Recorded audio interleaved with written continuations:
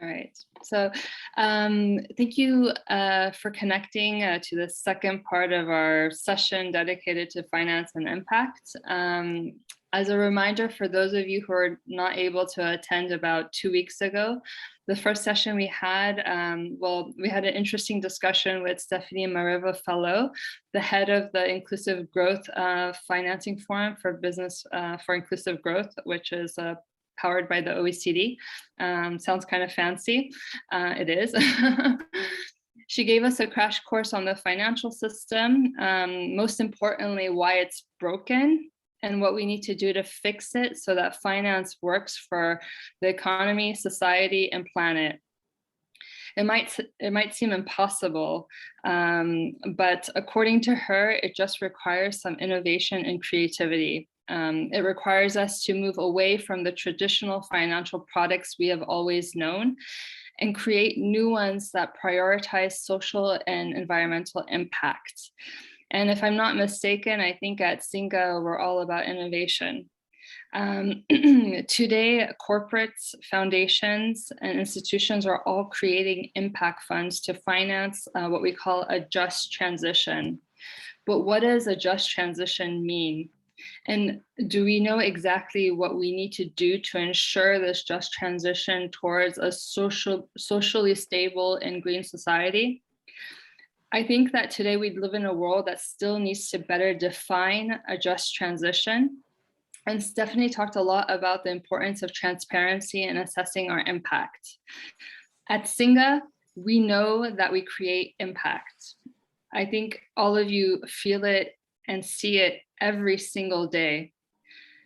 Today, we would like to not only better assess that impact, but accelerate it via the creation of a fund that is dedicated to newcomer entrepreneurs and companies that uphold the diversity and inclusion we would like to see in the world. I think more than corporates and even certain institutions, we're more legitimate in creating a fund that finances impact. Why? Because we work to create it every single day. And we are better placed in identifying the founders and the companies that are also creating it. This is the systemic change that we would like to create. And for some time now, Guillaume has been laboring to realize this vision, to innovate finance so that it scales our impact and introduces the structural reforms needed to support newcomers and going further in society, because we know that's an issue. And much like we try to inspire that structural change via the creation of J'accueille by creating housing capacity for newcomers, today what we want to do is create finance capacity for newcomer entrepreneurs.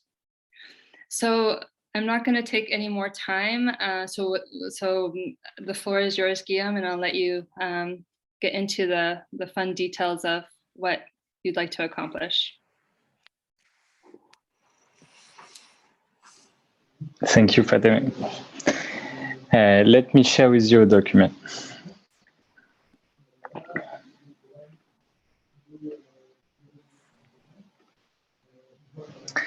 Can you just let me know when you see it? We can see it. Thanks. I was always, curious to know why someone is considered rich in any society. And in 2008, my dad was fired at 52 years old from his firm. He was working abroad. And he was making the best results in this firm, but he was fired because he was a foreigner. He was the only foreigner in that firm. And I always saw him work 12 hours a day, work really hard, and he was actually getting results, financial results. But he was still fired in 2008 when the financial crisis happened in the world, and this was a striking moment for me, also to realize that it's not because you work hard, or it's not because you have good results that you are going to be protected by finance and by your company. Of course, that was what my dad was doing, was absolutely nothing in comparison with what my mom was doing on a daily basis. And not only working 12 hours, but actually working 24 hours a day. And she weren't considered as a value creator until she actually created her own company when we, the three of us, the three brothers, left home. And that always also struck me that we don't see a lot of the really important things in our societies as value creation, or we don't actually monetize a lot of these things when they might actually be the most important. And there was always a big difference between men and women. I think the best guy ever, called Léonard de Vinci, make a drawing of a smile in 9 years, when actually any woman can do a real smile in a lot of women can do a real smile in 9 months. And I always wondered who decides, who make the rules of what has value.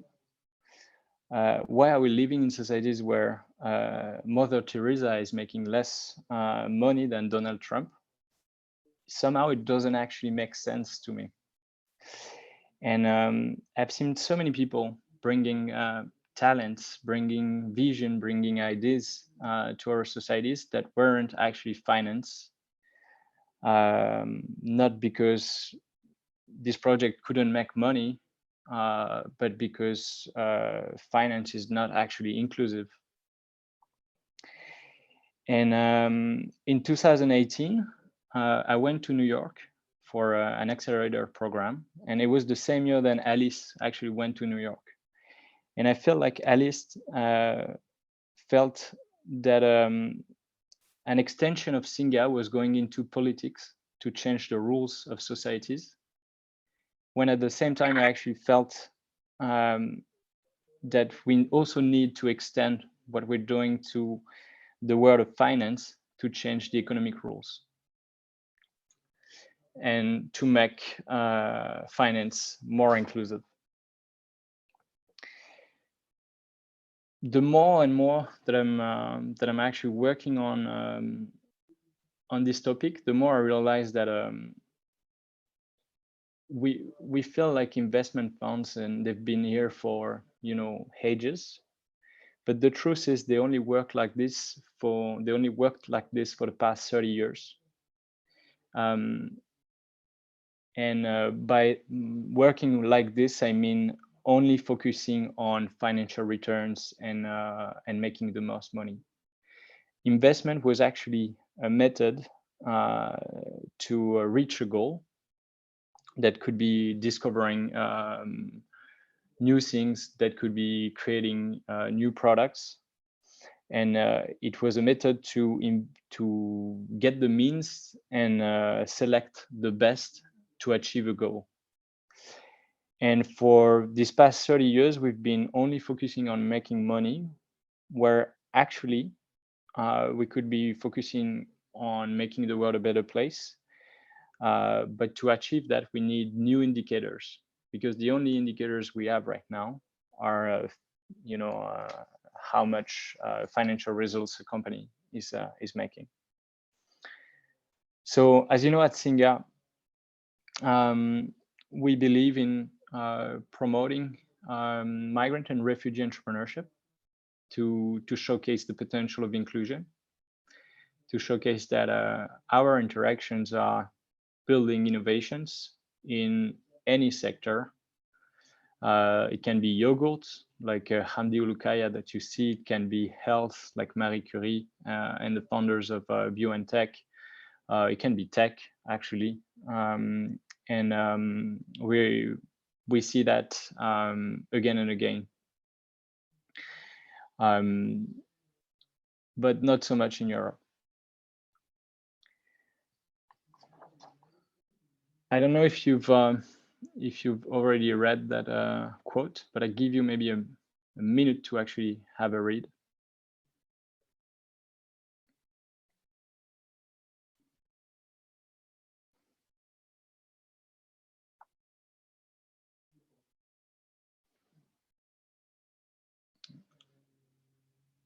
I hope it's good. I will send you the deck anyway after the presentation. I'm just going to go through that whole presentation, and then it will be an exchange together. It will be a conversation.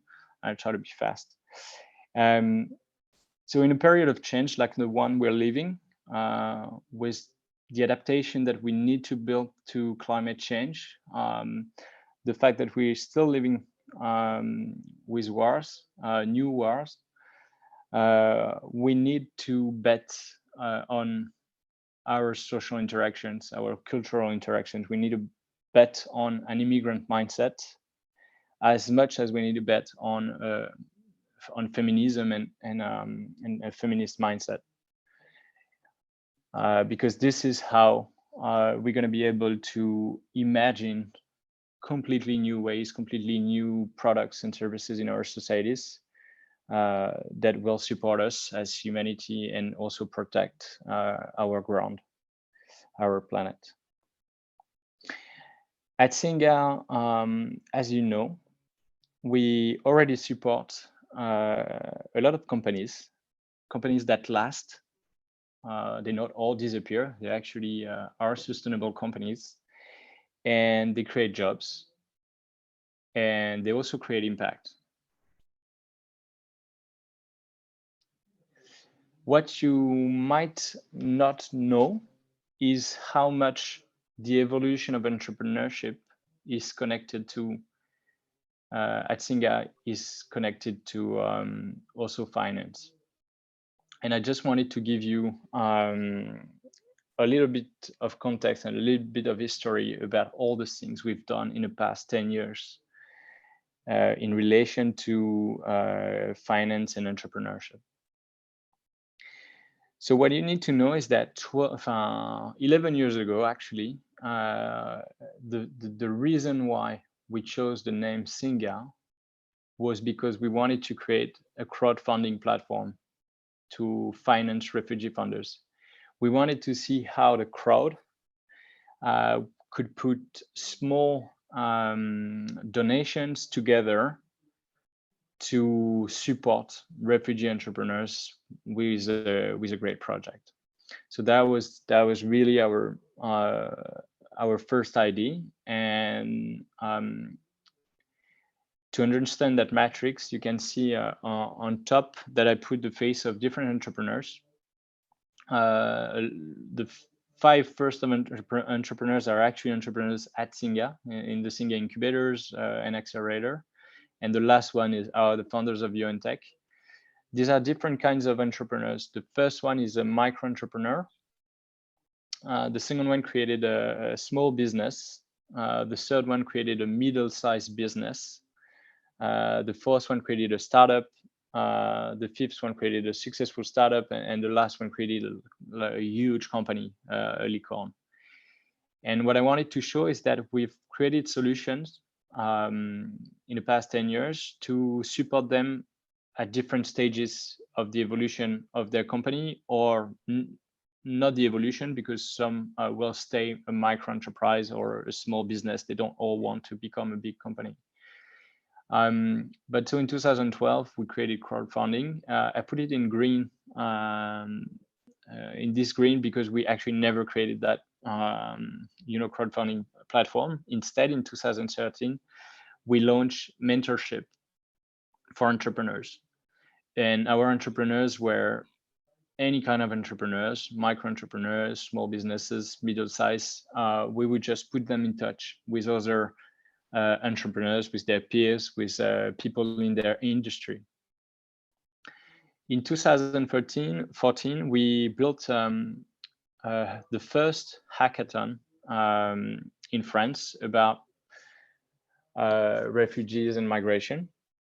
And the idea was to build new solutions, innovation in the field of inclusion of refugees and migrants. So it was also really at the beginning of the process.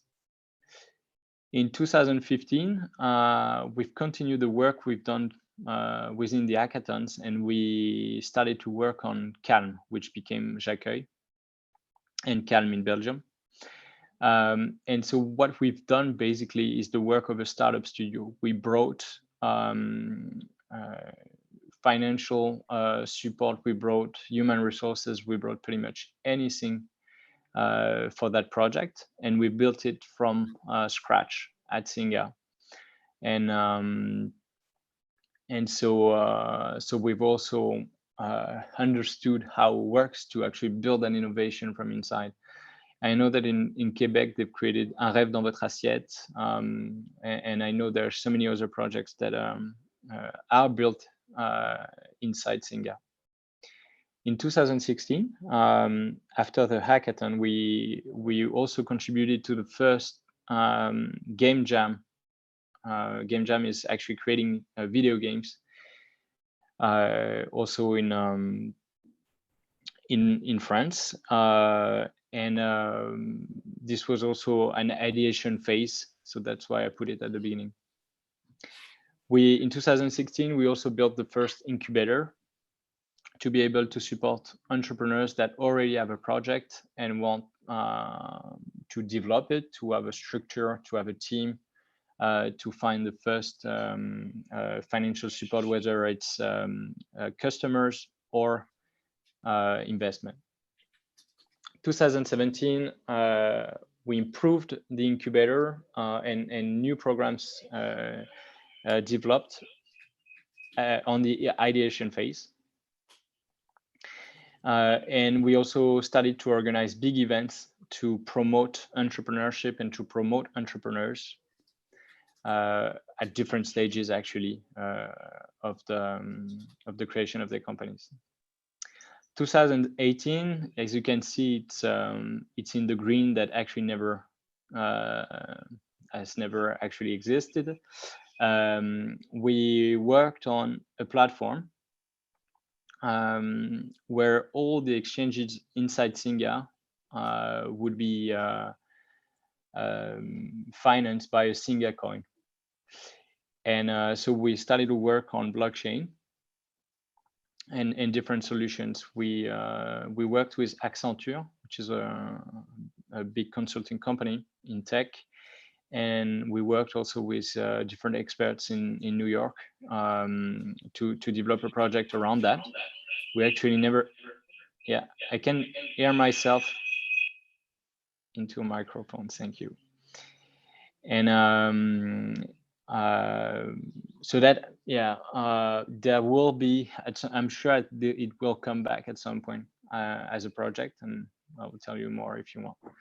2019, the Newcomer Business Award. In 2020, we worked on a lot of projects, but this is also the accelerator. So after ideation, incubator, acceleration, we built something else.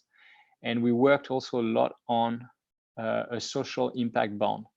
For those who were in the previous session with Stephanie, you've realized that the top of the pop for her is actually outcome funds with social impact bonds. And so what you need to know is that for the past 2.5 years, we've actually worked on building one of the first social impact bonds in France and in Europe. There's actually a lot of them in the UK, but not so much in France, only 10. And this would have been the 11th. It's not done yet, but still, we've been working so much on it that we actually have an expertise now on this guidance of also a tool. And in 2021, we've reworked on 2 topics. The first one is, how do we develop the accelerator and maybe connect it to a small fund so that we can we can invest in the companies in the accelerator with small tickets.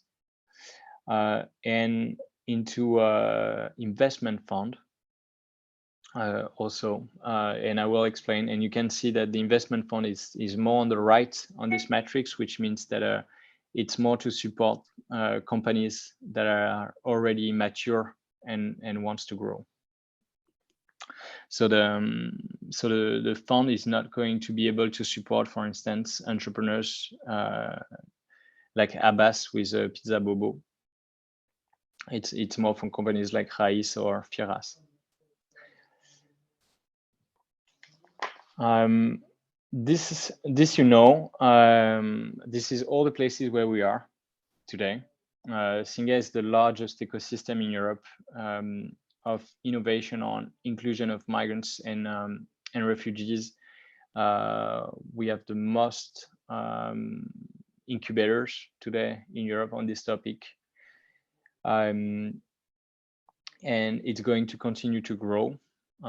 As we know, in 2022, we're talking about building a new incubator in Roma, talking about also different places. We are sharing our methods to incubators in London, in the Netherlands, in Greece, and in Morocco, on a third continent. So Singa is going to support more and more entrepreneurs in the future.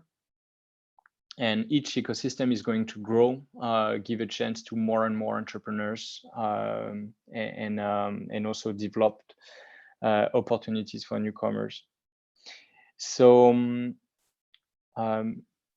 the US today, 55% of startups are built by at least one immigrant partner. They already have 3 different funds, maybe more. We've only talked to 3 of them that are focusing on immigration. In Europe, there are no funds yet. And so if we build one, we would also be the first to address that topic.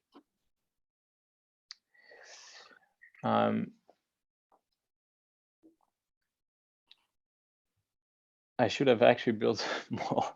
I wanted to reveal that a bit later.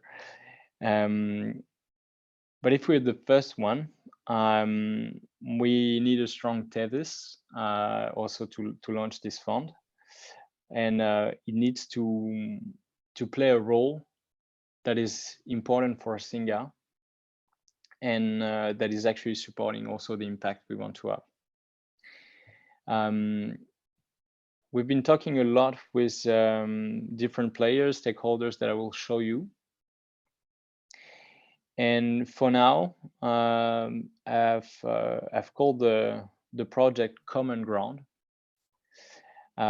because my plan is to build a common ground between the impact world that we're representing and the finance industry, but also to build a common ground to where actually the project we see and the project we finance get equal opportunities and equal access to finance, because our entrepreneurs are really underrepresented today in the finance industry.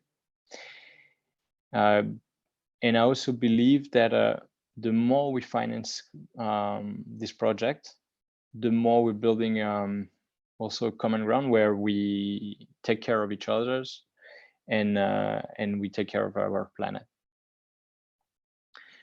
So the people that have been working on this topic for the past 9 months, but as you can see, we've been talking about finance since the beginning, since the first day. But the people that have been really working on this specific project are both in Germany and in France. They have many years of experience in the finance industry. They work in traditional private and public investment groups, and they also worked on impact. So they they've been helping me tremendously.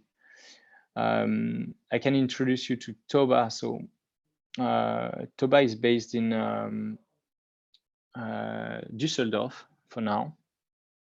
He's going to be moving to Berlin when we start the project, and he's really experienced in investing in companies that need seed money, so between 500 to 1 million euro, or Series A, so between 1 to 10 million euros to grow. He's really smart. He doesn't speak much, but he only speaks when he needs to. And Adrien speaks actually a lot, and he's a really nice guy. You probably met him for a lot of you. He was the first person at La Caisse des Dépôts group to work on impact investment, and he has been working on that for the past 5 years. And he was the person that actually invested as an LP, so as a limited partner, into the Make Sense Fund, so the first also impact fund in France. And so he's also sharing and coming with that experience up. This is a slide that I usually use for people that don't know why it's interesting to invest in migrant entrepreneurs, but for you guys, I don't think you need it. What is interesting though is about the market. There are not so many companies today in Germany or in France or in Europe in general that have been created by migrant and refugee funders. But some of them are already like big companies.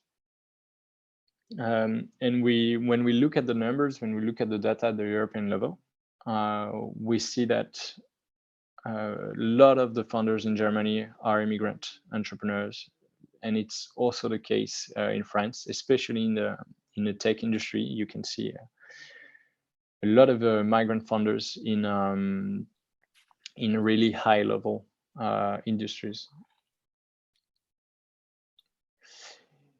So the investment strategy of the fund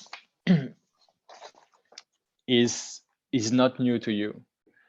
It's exactly what we've been doing for the past 10 years. We'll be investing in funder-driven investments. So what that means is that we'll be looking for migrants and refugees in Europe that are lacking support. And what we want to make sure is that if we invest in the company, they would be at least C-level. So C means chief. So it can be chief of technology, CEO, COO, and we want them to have at least 25% of the team equity, which means that it won't be just someone in the team that has 1% of the equity, and it's not actually someone that decides. And the second thing is mission-driven investment, because we want to continue to invest in better inclusion, access to housing, access to education, access to employment for migrants and refugees. So we'll be investing also a small part of the fund into innovation in that sector. It's a European fund, but what I understood working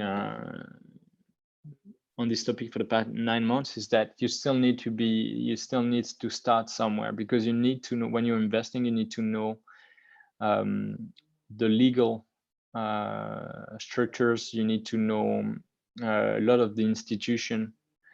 So it's actually easier to invest in places where you have connections, where you have a knowledge of the administration. And so you need to focus on places. So what we've chosen is to start with France and Germany, because these are the places where we've been for the longest time. These are the places where we have the biggest number of entrepreneurs. and so deal flow. And these are also the places where most of the immigrants in Europe before the war in Ukraine actually went. And so this is also two places where we'll have a lot of people looking for financial support.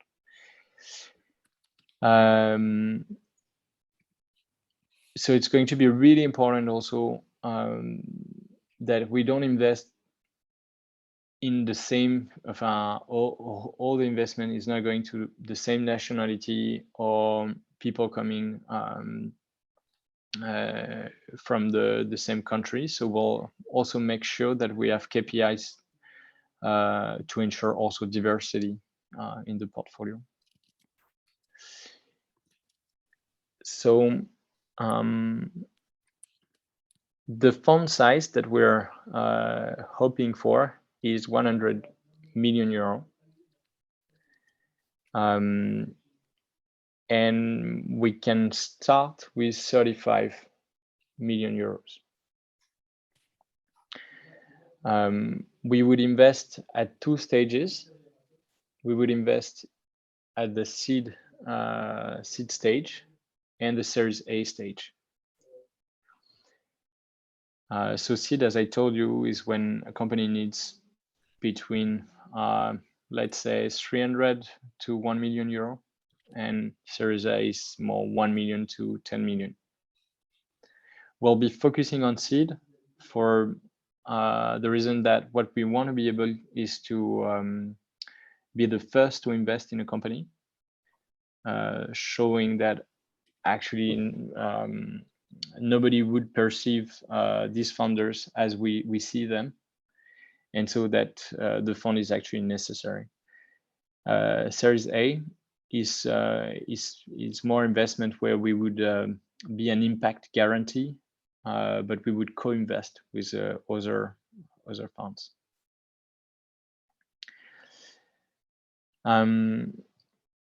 As you can see, Common Ground has to be a different company, can't be Singa, it can't be an NGO.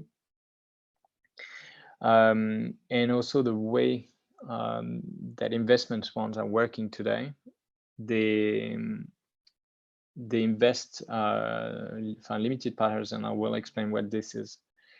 They invest in people, individuals, rather than organizations. So you need to build a company where you have individuals inside, and it's already really innovative to put an NGO as a founder and a partner inside a company like this. So this is also why I chose a different name, to make sure that Singa keep a role of impact garant, and that is playing also a role as a changer of the industry, and not just another fund. What we want is not to build a fund with Singa. We want to change the game. We want to change the world. Actually, we want to change the world of finance. And so I think it's more clever to actually keep Singa as that organization that can change different industries, whether it's entrepreneurship, housing, like we've done with Calm and Jacqueuil, education, like we've done with Refugeek, which is the program we built with Simplon, and today also the finance world with Common Ground. I think we should keep that strategy, because the more we do that, the more we are able to completely change different industries and create a new culture. So basically the relationship would be between the two organizations. That Singa knows a lot of entrepreneurs really well, because we see them for 1-2 years.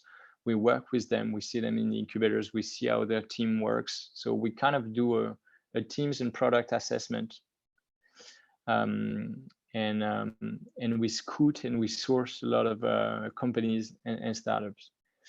Common Ground can do something else, can do actually a financial due diligence to make sure that the business model they built makes sense, that it can be sustainable.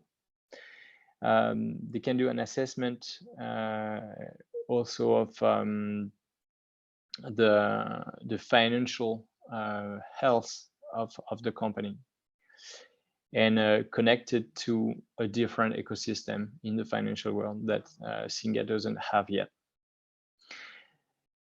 The second topic is that Singa is providing community for this funder. It's providing networking, it's providing access to public services, but also connection with ministers, CEOs, connections with media, and also connections with peers, because Singa is a community connecting a lot of entrepreneurs together. What Common Ground will be able to provide is on top of that is also administrative and legal support for startups, but also marketing and communication. Directly, we would pay for it so they can develop their project. And last but not least, Singa is providing training, it's providing coaching, financial literacy, digital skills, and business acumen to all its companies. But Common Ground will also provide specific VC mentoring, telling them about how equity works, how they can fundraise for the next phase, work on their strategy, and develop their companies. This is the part where I explain to you guys how a fund works. So to be able to have a 100 million euro fund, you need to look for people that have a lot of money. And there are not so many. And there needs to be, if it's a fund that is bigger than 8 million euros in France, they need to be professional investors. What that means that you can't just ask your friends and just business angels. You need to find actual institutions or family offices that can put money in your fund. And so usually that means banks, insurance, that means big corporations, or public organizations. So the ones you see are the ones where we had more than 3 conversations with them, and they said they would be interested by our fund and to put money in it. One of the most important is the first one on the left. It's the European Investment Fund, because this is the organization that kind of started this whole process. They told us that they actually have a lot of money at the European level to invest in the integration of migrants and refugees, but they have no players that can actually build a fund and use that money to achieve the goal. We have all the people we've been working with on entrepreneurship for a long time, BNP Paribas, Generali, and Visa last year. They all have impact funds, and they invest these funds into other funds. And that could be potentially us. We talked to also public organization like BPI in France and KfW, which is the equivalent in Germany. It was actually tougher conversation with them than the others, because they want huge results. They want you to multiply by 3, 4, 5, sometimes even 8 the initial investment, and we believe this is almost impossible. But still, these are the people that could potentially put investment in our fund. European Investment Fund said they could put between 20 to 30 million euros. Mereva mentioned 3. BNP is more about it's between 3 to 5 million. Generally just put 10 million, 13 million actually into a fund in France. So yeah, we've been talking a lot with this organization. They actually have been calling us back even when we didn't give them news. So they actually want to build this with us. But to be able to manage a fund that is bigger than 8 million euro, you need a lot of agreements at the public level with l'autorité des marchés financiers and equivalent in Luxembourg or Germany, because there are so many regulations in this sector. And so you have 3 options. You can decide, well, we'll do it ourselves. So we'll build a company, we'll pay for the fees, the lawyers will pay for the admin fees, and we'll become a management company ourselves. So that's going to take you between 1.5 years, 2 years, even 3 years sometimes to do that. It's pretty long, it's really expensive. And also, it's not really sure that if it's your first one, that l'autorité des marchés financiers or equivalents elsewhere is going to understand why you want to put an NGO as a co-founder. The second option is you rent an agreement. So this is completely possible, but this is really expensive. This is between 250 and 350,000 euro a year, but you can do that in Germany, in Luxembourg, and in France, and we've talked to organizations that provide that service. Or the last option is you find an existing management company that you want to work with. You want to partner with them because you feel like they bring something complementary. You're not in competition with them. And so with Roux, with Adrien, with Toba, with Fateme, we talked to different management companies: Raise, Ring, Daphne, Briga, Axeleo, Citizen, Inco, and Impact. We talked to them actually more than once to see whether something would be possible. We've realized that a lot of them feel like we are in competition with them, so they want to eat us or they want to kill us. And it's not so easy actually to find a management company that is at the same level, which means at the European level, at least in France and Germany, that share our values, and that is ambitious enough also to achieve a completely crazy goal with that fund. So I could tell you a lot about these different meetings. I really thought at some point we would work with Briga. I really like them because they've been really impressive. They've worked for the past 8 years and they became a huge player. They're really young. They have completely also changed their industry because they said you don't only need investors in an investment fund, you also need people that have skills to coach, support entrepreneurs. It sounds like obvious, but it wasn't so obvious in the industry before. But they felt like we are in a competition for them. And so at the end of the day, we kind of wasted like 4 weeks to work to prepare meetings with them and work with them, and it didn't go through. But there's one organization that looked like it might be the good one. So impact partners, it's they've been created also, I think, in 2012.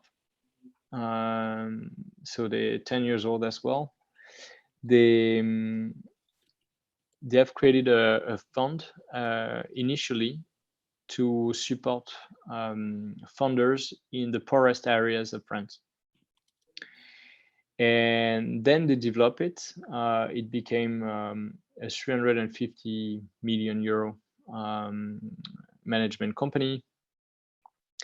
They created other funds on impact in ecology. So they have a green fund. They still have their social fund to fight against inequalities in France. And they have a third fund, but I don't remember what it is. But basically, they have impact in social and environment in France. And so we started to discuss with them whether we could build a new fund. So this would be the name. To actually address the topic of migration.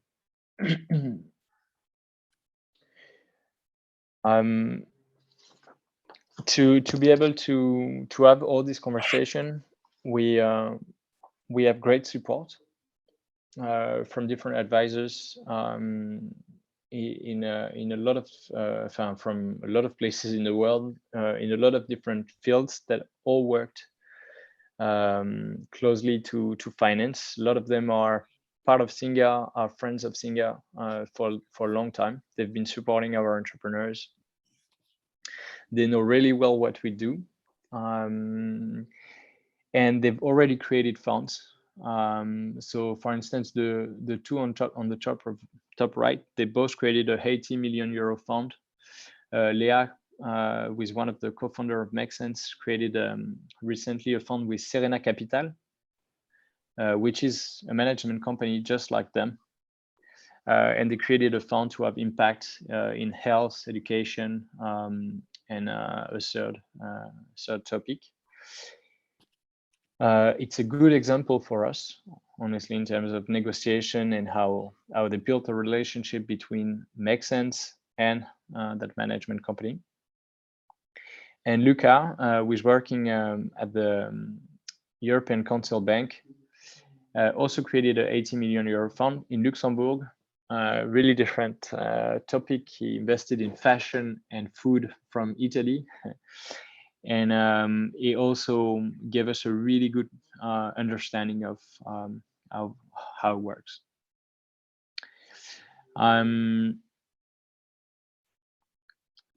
So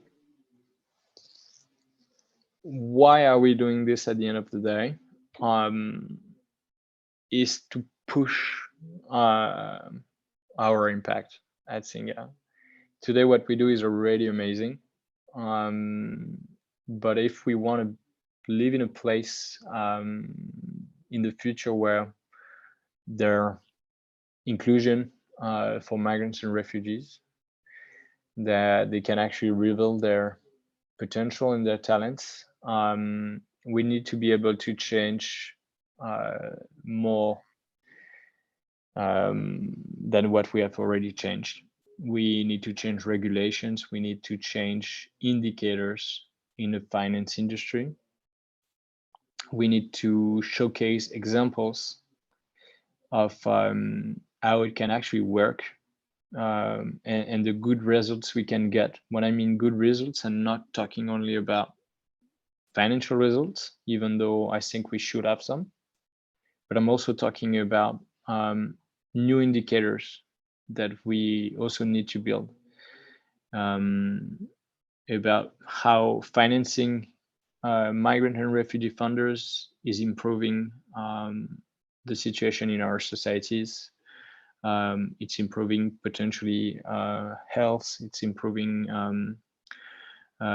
education for a lot of people in that society. And what I'd like to see in terms of KPIs is also the evolution of both funds that invest today in founders, because for instance, in France, all the licorns that we know, they are created by only Frenchmen. So I'd like to see diversity in the next 10 years in these funds first. But I also want to see 100% of LPs, so the people that are putting the money in those funds, having indicators like social taxonomy that oblige these funds to actually look at the inclusiveness of their investments.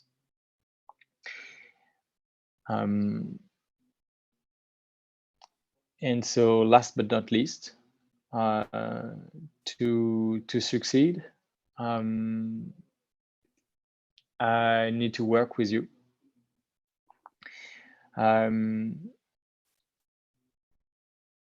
We need to be able to scout for companies, both migrant and refugee entrepreneurs that have projects that can grow financially and have a big impact. I'm thinking about motor skins, for instance, in Germany, but also innovations in the field of international mobility and inclusion. So I see Theo next to me from Failloux at the office. These are also examples of companies that are changing the access to learning a language and to education for migrants and refugees. And I need you to help me to see them, to get in touch with companies like this. And the second thing is to give me feedback about this project, to ask all the questions you may have, and comments, and I'll be happy to respond. Thank you.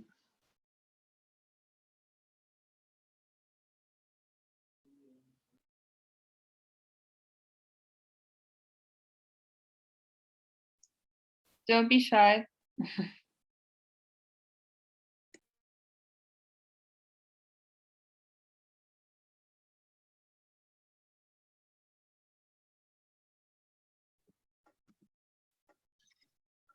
I see we lost a couple of people. Thank you, Guillaume, for this presentation and this great work. I think it's amazing to work on this type of projects. And I had one question. Can you please tell me again how much is the investment ticket in the companies you will invest in? Is it 300k euros minimum? Is it okay? So for now the fund, it would be to make a fund of that size work. We can't be investing small tickets, unfortunately.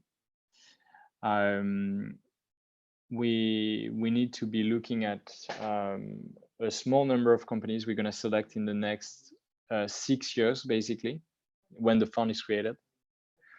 And a small number means between 25 and 30 companies. So it's not actually a lot. So you would be really looking for the best company in that industry, and we'll be meeting to select 30. We'll be meeting maybe 5,000 companies like this. So that's actually not the numbers we currently have at Singa. So we'll be looking also in other places, even if I'm sure Singa is going to grow, but we need to look into other ecosystems like Eura Technologies, Station F, INSEAD, different places. Yes, and this was my second question. Do you think it will be mostly for tech companies, this fund? So what we're discussing right now is impact, well, the plan was to have scalable companies, in the sense that if you invest in a company, it needs to be a company that is growing. Bye bye, Manuel.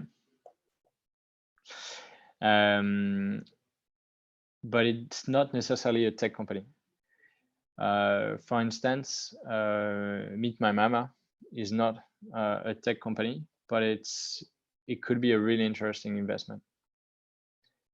And so, and also Impact is actually pushing for different kinds of supports. They've been there are two big kinds of investments usually. So you have debt, where you can create loans, and so this is not the plan right now, but actually Impact has the experience to make things like this. And then and it could be social impact bonds. This is a loan. This is the same kind. And you have equity, so you take shares in the companies. And this would be mostly what we do. And you have two kinds of investment in that area. You have safe investment, like BSAR in France, where you don't, when you put the money, you don't know yet how much it's going to be, in how many shares you're going to get, because it's determined at the next exit, or at least fundraising. And you have equity, where you just you take a percentage of the company. And so for now, we're focusing on safe and equity investments, and yeah, it's tickets around 300 at least investment. Thank you. Yes, Liliana, I see your hand up. Yes, hello. I turned off the video because I think internet here is slow and sometimes it's just cut when I put it. But I have one question, which is regarding the recent scandal at the family in Paris, which really gave me the goosebumps because when you speak about social impact, sorry, my internet, it's maybe unstable. Can you hear me? Yeah. Okay. Yeah. So it gave me the goosebumps to think that when creating a fund related, what happens with this image of the immigrant that comes to a host society and is suddenly bashed, because when in the position of developing his or her company with a lot of money, like a fund could provide, a scandal of this type, of this kind, could happen again. I mean, it kind of like freaks me out to think that a mess like this one, like the one that happened in the family, could also happen to a company supported or by this future fund common grounds. Yeah, I think you're right, and this is also why I wanted to protect Singa, you know, and this is also why I'm trying to make sure this company, Singa is part of it as a, you know, powered by Singa, but can actually say at some point what they're doing is not what we wanted, or they're not actually they're not actually having the social impact we want. So Singa can always back up, and the whole idea also for Singa was to be able to use that vehicle to promote change in that industry. After the family, is also a really isolated incident in the industry, in the sense that the fund that I'm talking about is regulated in a way that something like this can almost not happen. because the access they add to the money and things like that is because they actually had a smaller fund. They had a under €8 million fund, and they didn't take that much precaution, I guess, with the different people that were in charge. The way we work is actually with a lot of people that are coming from that industry. So we're not reckless. We are taking our time. We work with lawyers. We work with people that are also putting all the right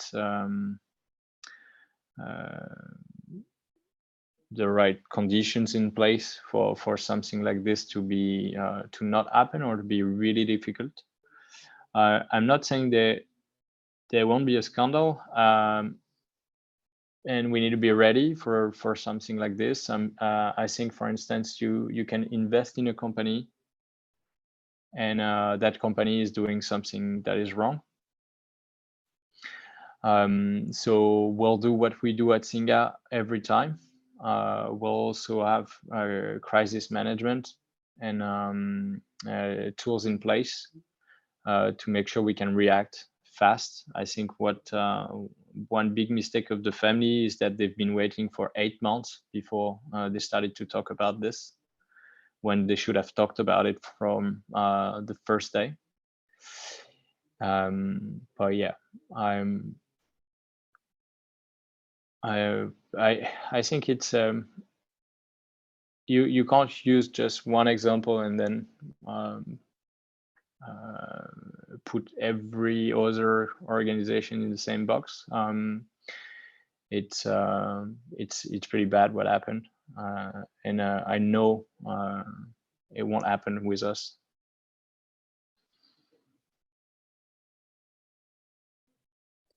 Okay, thanks for the time you dedicated to answer to my Yes. question, and hopefully, well, yes, fingers crossed that everything might work smooth and on track, and that this time taken to conceive the project finally reaches to like the optimal stage of a fund of this kind. I hope I answered your question, Liliana.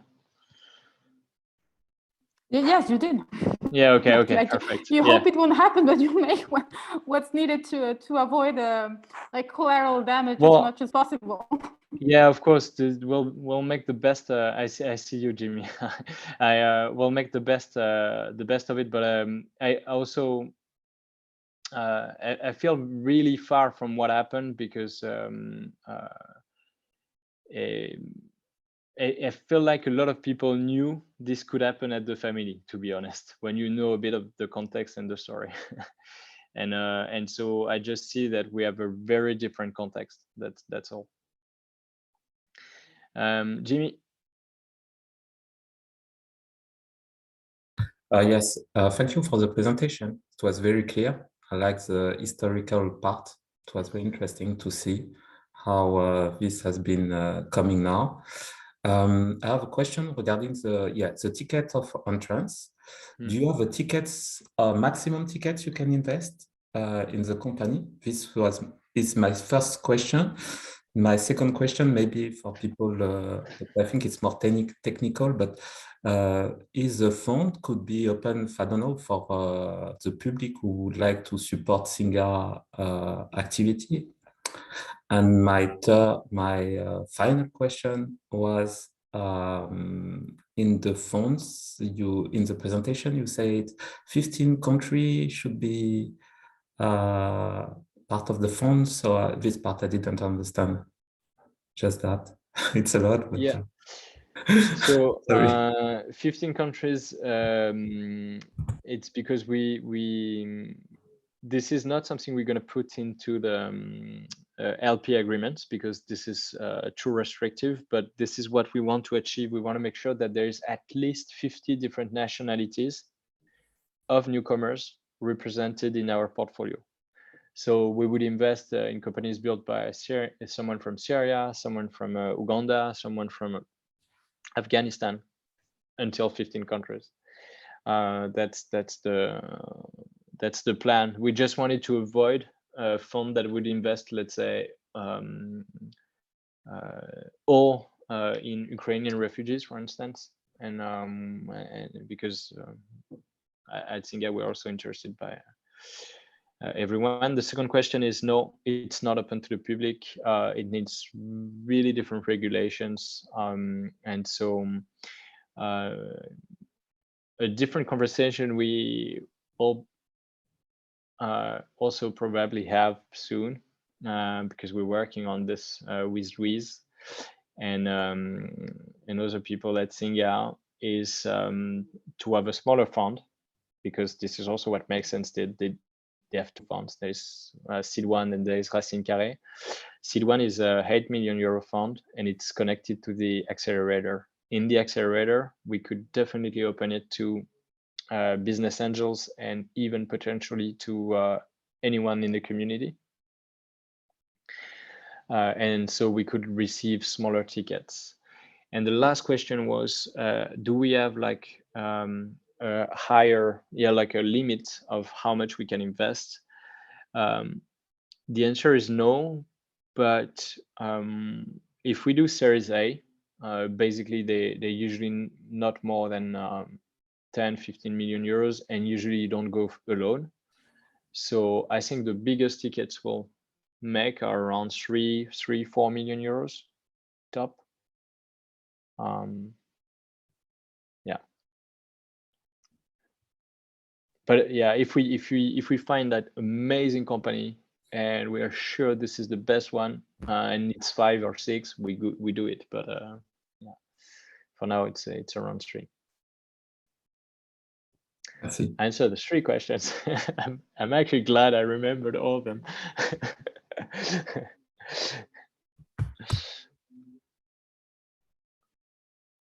Anyone else? Sorry, I can't see everybody. I see a lot of my questions, Miriam. 4 questions. So do you plan to open the investment to individuals later at some point? So this actually answered to Jimmy. How do you manage to convince investors about social impact indicators while they are mainly going after financial results? So that's not actually entirely true. Most LPs that I'm talking to are right now like at BNP, Generali, and even the IEF, European Investment Fund. They're craving for social impact indicators because they need to build some and they don't have them. So I don't feel like they're only focusing on financial results, to be honest. I had that feeling with public investors, which is weird because you would expect the opposite. But I actually feel like private LPs, they're looking for also impact indicators. And yes, they still expect that if they give €1, you give at least 1.5 euro back, or €2. 3, when some missions are within Singa scope, will it be a specific Singa team dedicated to the funds for schooling, networking, mentoring?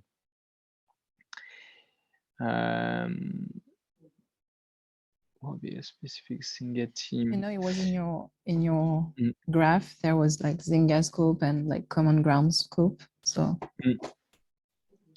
but I'm not sure I get the question. Sorry. Because you said like Singa will be in charge of some like mentoring, network, community network, scouting, and all that on the left. So no, but that's already the case. It's what I meant. Okay, it's like Singa is already doing this. Okay, it's current activities. Not, it won't be like a specific team within Singa. No. Okay. It's this was really from my point of view, this is already something that Singa is doing, because we're scouting companies for incubators and accelerator. We're already connecting them to different players, so networking, and we also find mentors for them. So this was more actually showing in the journey of a founder that at Singa would find this, and at Common Ground it would find the rest. Okay, clear. And will you scrut companies outside Singa? Yes. Do you have a minimum numbers of companies needed? Yes, we need to scrut at least like 5,000 and to find maybe 30 investments. Okay.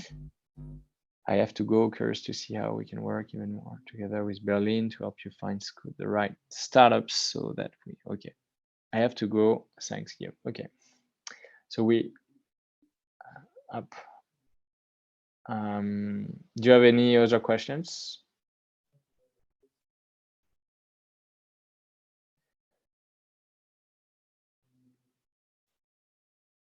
Jimmy? Non, Jimmy, tu as toujours ta main levée, mais c'est... Non, c'est bien une question complémentaire.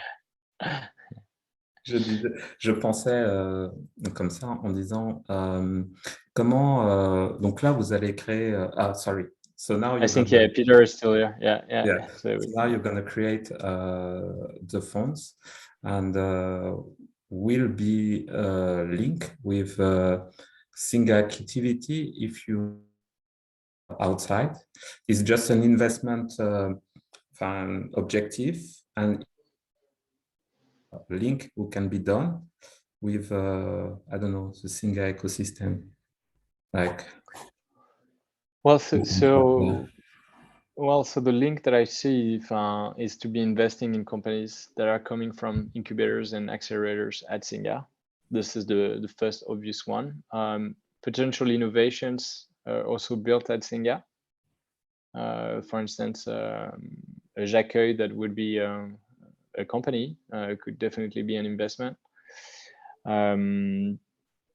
And this is the first obvious one. Then it's about working together to advocate also for change in the finance industry and to advocate for new indicators and things like that. So this is definitely how the two organizations also are going to work. And Singa will be in it. So Singa will also be part of the decision of how it evolves, how it potentially develop new vehicles, maybe loans, maybe other financial vehicles. And so this is also how we're going to work on the long term.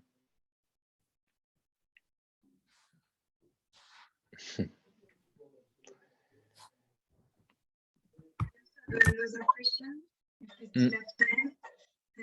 Guillaume, I was wondering, in terms of compliance, how do you manage to break the barriers from the financial institution in the idea of financing, people from countries in war and stuff like this? I know it's a huge topic for banks. So we haven't succeeded yet, so maybe we'll have issues. What we're trying to do for now is to first have an agreement with a management company, so with Impact.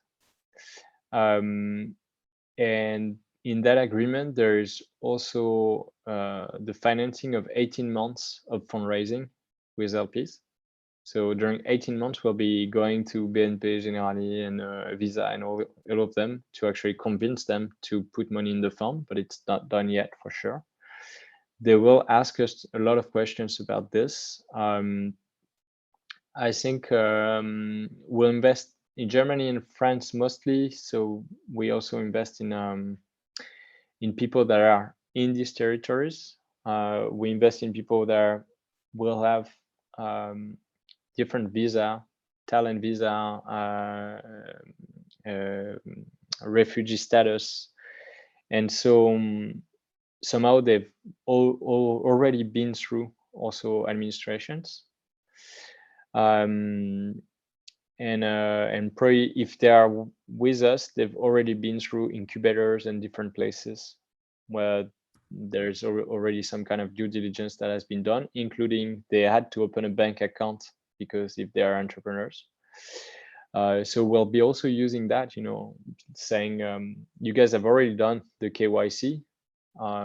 So it's pretty normal to actually be able to invest in these entrepreneurs. But I know it's going to be I know it's going to be a tough conversation, especially for some nationalities.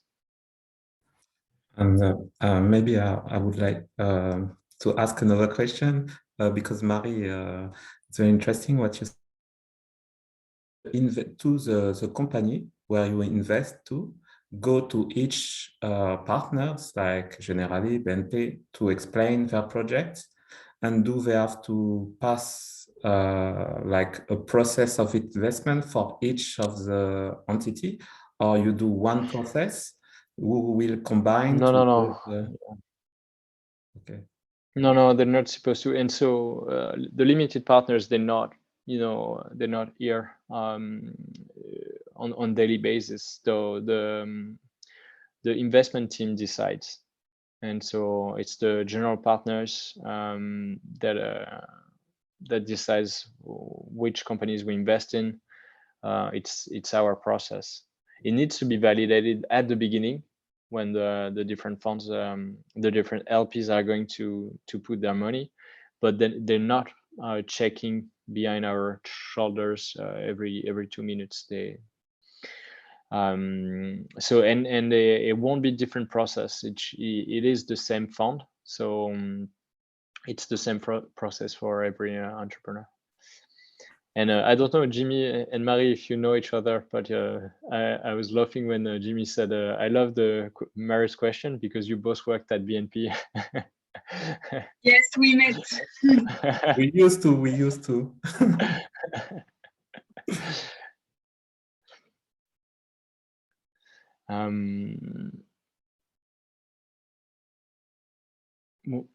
Yeah.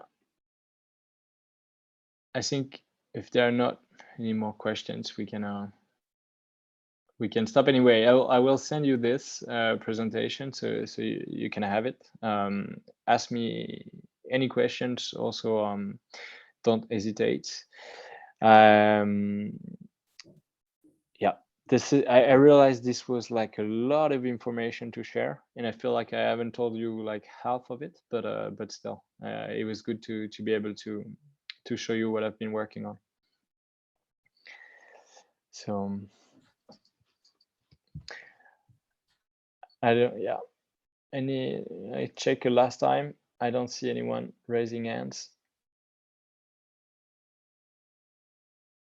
So maybe we can shut it down. Thank you, Guillaume. Have a good evening, everyone. Salut. Bye bye. Merci Guillaume, bravo.